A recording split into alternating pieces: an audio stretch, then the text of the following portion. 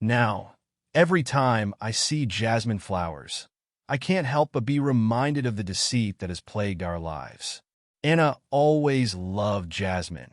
It was her signature, a bittersweet and cruel symbol. What once represented her warmth has now become a mocking emblem of the emptiness our marriage has become. The breakdown of our relationship was gradual, almost unnoticeable at first.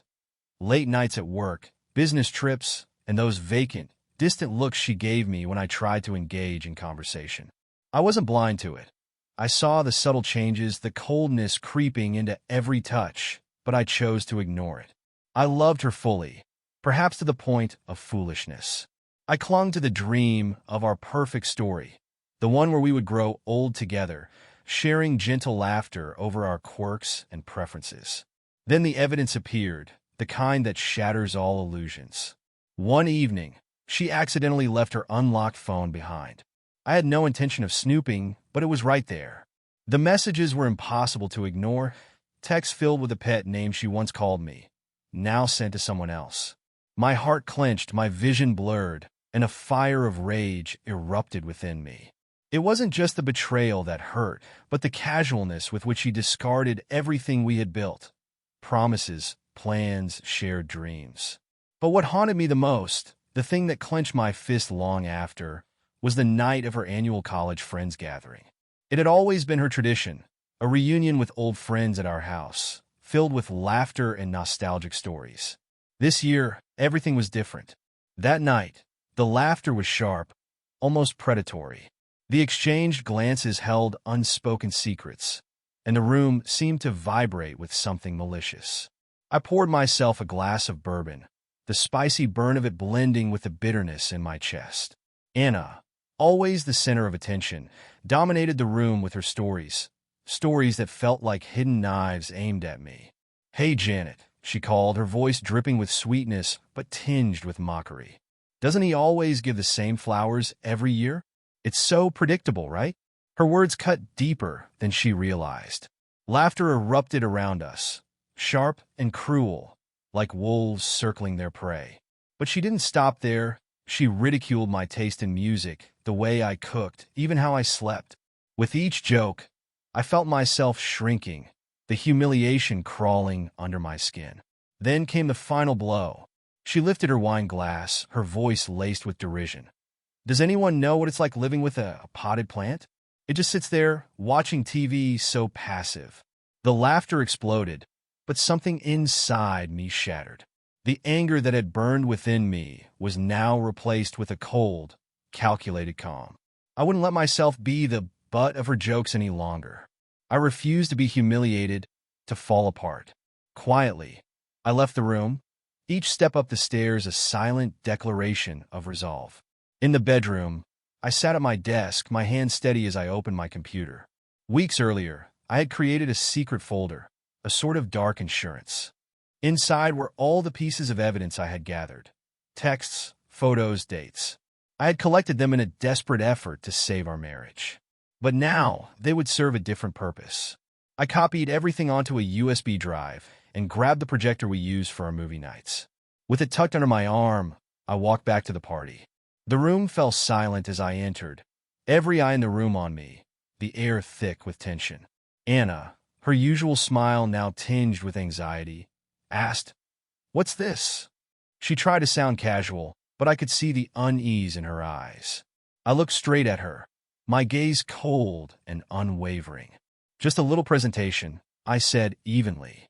With that, I plugged the USB into the projector, ready to expose the truth right before everyone's eyes.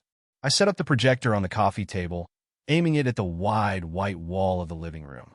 The soft click of the USB slotting into place echoed through the room, now as silent as a tomb. A tense stillness filled the air, the anticipation thick like fog. Then the first message appeared, clear, undeniable, blazingly bright in its brutal honesty. "I can't wait for tonight, my love. Mike is so boring. He'll never understand the passion we share." Sharp gasps filled the room, the sound slicing through the silence like stones dropping into still water. Kate, Anna's closest friend, inhaled audibly, her hand flying to her mouth. The jovial atmosphere that had once filled the room evaporated instantly, replaced by hushed whispers of shock.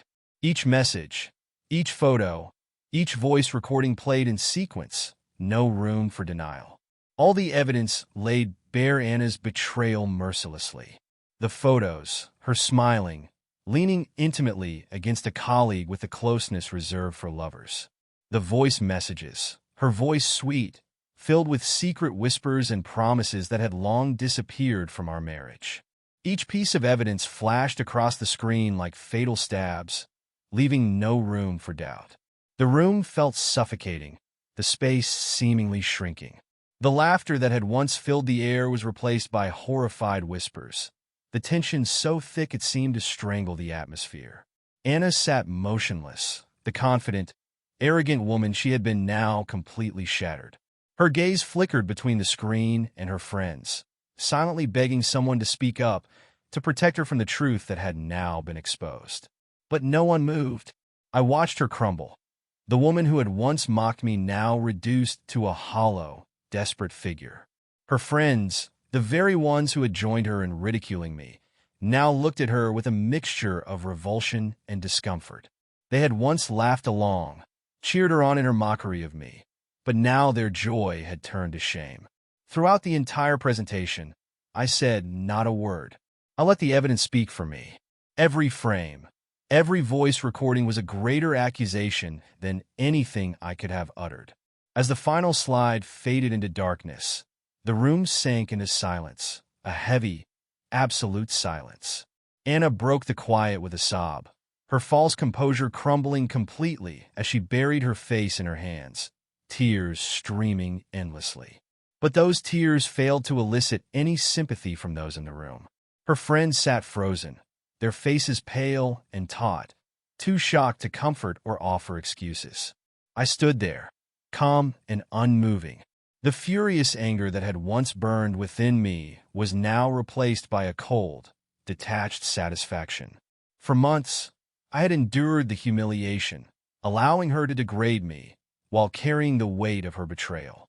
Now, that burden was hers to bear. Breaking the silence, I spoke, my voice steady and firm. I'm not going to give you the dramatic scene you're expecting. No yelling, no arguing. The evidence has already said it all. I turned to her friends, still sitting in the heavy atmosphere after what had just transpired. It's time for everyone to go. No one protested. They silently stood, avoiding eye contact, and left the room without a word, leaving Anna alone with her pain. Without another word, I ascended the stairs, packed a simple bag, and walked out of the jasmine-scented apartment, now a monument to betrayal.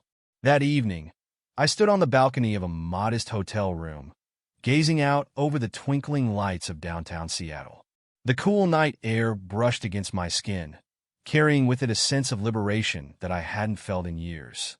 The weight of betrayal, of silence, had been lifted, leaving me lighter, freer. I knew the road ahead would be difficult. Divorce, dividing assets, untangling the life we had built together. But I also knew I would face it all without the shadow of her lies hanging over me. For the first time in months, I felt something I hadn't dared hope for: peace. The Jasmine apartment was now behind me, a painful but distant memory. It was time to breathe new air and begin a new journey.